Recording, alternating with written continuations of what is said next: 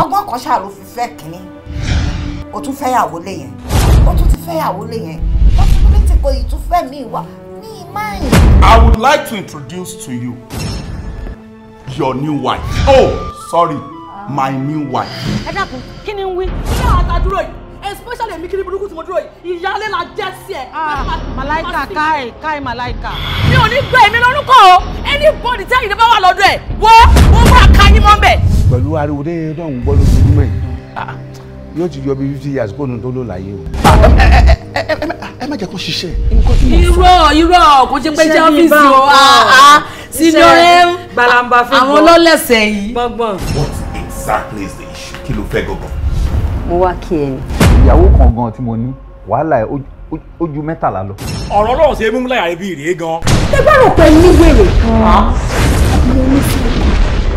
Àṣírí sí mi sọ. Abdul ni mí. Bọ́lá tó bá ní wọ́n Abdul, wọ́n á sọ fẹ́ pé arrow reject ni mí. Gbogbo àwọn tí wọ́n ṣàmì wọn ò ní bá wa ṣọdún tó ń bọ̀. Àmì máa ní.